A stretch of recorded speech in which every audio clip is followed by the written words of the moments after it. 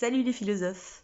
Là, je voulais vous partager en cet instant une citation de l'enquête sur l'entendement humain de Hume, citation que je trouve très jolie et que je voulais partager avec vous en la mettant en relation avec d'autres citations de Hume tirées d'autres ouvrages qui pourraient permettre de bien la comprendre.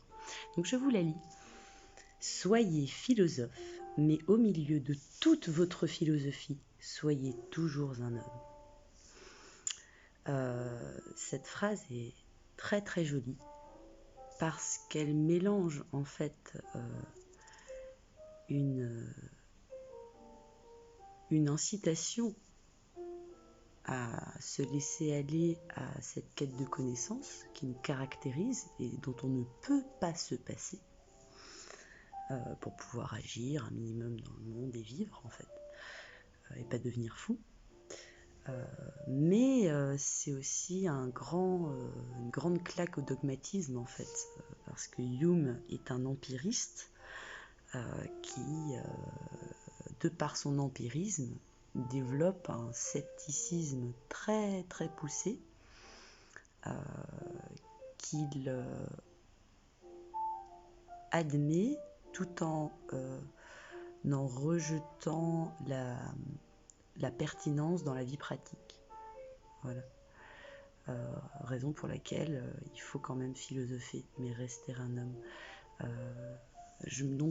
Voilà, comme j'ai dit, je pense qu'il faut la mettre en relation avec d'autres citations de Hume pour bien la mettre en lumière. Du coup, j'en ai d'autres. Par exemple, voilà, sur son empirisme, pour Hume, les idées dérivent directement et entièrement des sensations. Voilà. Donc c'est ce qu'on va lire là, dans l'enquête sur les principes de la morale. Je cite. La priorité des impressions est une preuve aussi grande que les impressions sont les causes de nos idées, et non les idées les causes de nos impressions. Voilà. Les idées dérivent entièrement des sensations. Là, on s'oppose au rationalisme de front. Pour le rationalisme, par exemple, Platon, pour qui les idées, en fait, sont des réminiscences d'un au-delà, d'un monde supralunaire parfait, le ciel des idées, d'accord, un monde divin, dans lequel notre âme va contempler les vérités qu'elle va oublier, en fait, une fois dans ce monde.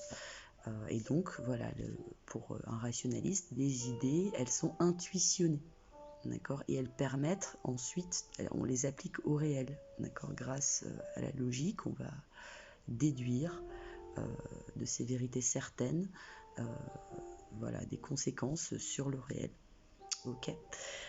Tandis que pour Hume, non, il va faire partie des empiristes qui disent que c'est les sensations qui sont à la base de toutes nos idées. D'accord. Or, de là, pour Hume, en fait, lui va en tirer un scepticisme parce que, en son sens, à cause de ça, en fait, on ne peut pas connaître le réel. Notre entendement, c'est un des faits de la nature. Et il est limité. Et du coup, tout ce qu'on peut connaître du réel, c'est par construction, a posteriori, en fait, de notre esprit, qui lui-même, en fait, voilà, par ses conditionnements, en fait, va nous donner une approche du réel probablement complètement à côté de la plaque, puisque c'est insuffisant, en fait. Voilà. De là, voilà, une phrase tirée de, pareil, l'enquête sur les principes de la morale, qui résume justement ce scepticisme, qui exprime ce scepticisme, c'est, voilà, je cite, « La pensée la plus vivante est encore inférieure à la sensation la plus faible. » La pensée la plus vivante est encore inférieure à la sensation la plus faible. D'accord. Donc il y a vraiment, voilà, cette claque. D'ailleurs, Hume va être celui qui va critiquer et mettre à mal le principe d'induction, excusez-moi, qui a été émis par Bacon. à savoir que voilà, on peut inférer des principes, des vérités universelles à partir de l'observation des faits particuliers, d'accord, grâce à la régularité du réel en fait. Par exemple, un des exemples célèbres, c'est l'exemple du signe blanc, quand on va dire, c'est une belle expression des théories scientifiques.